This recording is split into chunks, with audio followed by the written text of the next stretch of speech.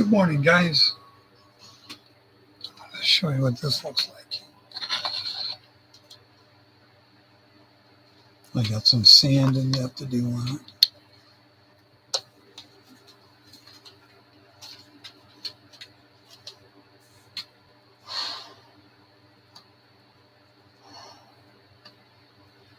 But it's a starting point. Once I got the beer kegger, that goes down right down here under the flatbed. And on the other side, it had the battery box that I got from the trailer company that I was doing Renegade truck conversions for. Then a nice polished aluminum battery box. And it had like a step on it. And it has some like aluminum non-skid plating on it.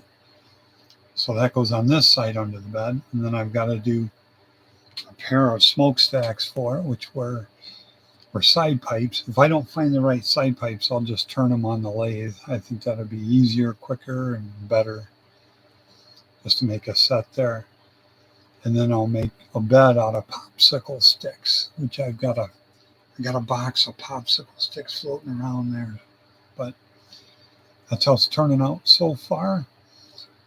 And this model I got years ago, it's been about 8 years now, from a friend of Tammy's.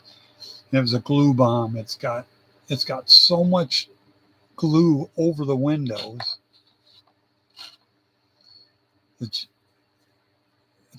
like an 1/8 inch thick on there. I did pry the side windows off, but in doing that, it took part of the vent window.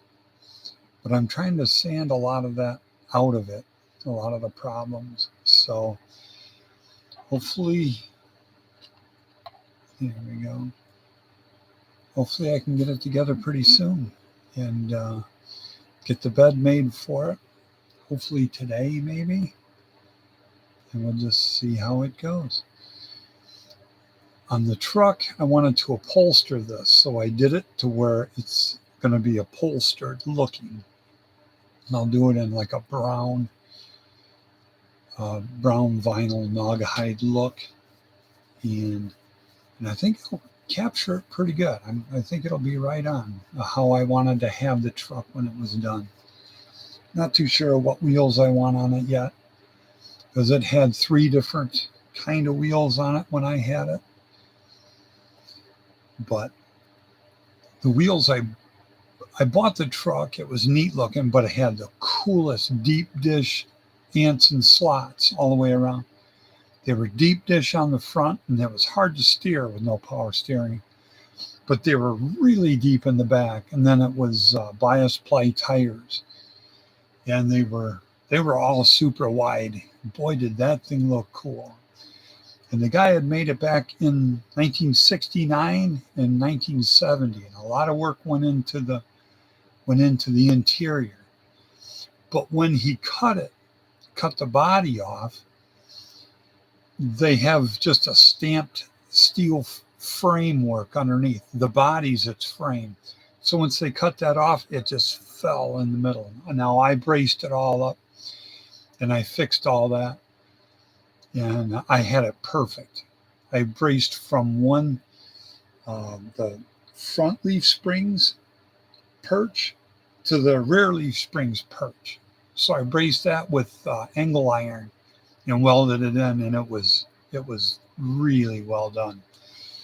But he gave up on it when it kind of fell in the middle. But there's a picture of me on the 4th of July with it bent in the middle. I was driving it like that, and the drive shaft would just thump underneath. I'm surprised I didn't chew up the U joints, the universal joints, driving it around as much as I did. But when I noticed that it was a serious problem, then I put it up, and then I fixed it years later. I had that, I think, about 13, 14 years right in there. And my first wife sold it on me. When I came home from work, boom, it was gone. And yeah, she wasn't mad at me or anything. I don't know what the deal was, but she flaked out. Okay, guys, I'm going to leave you with that. And this one's moving right along. Okay, I'll talk to you later. Okay, bye-bye.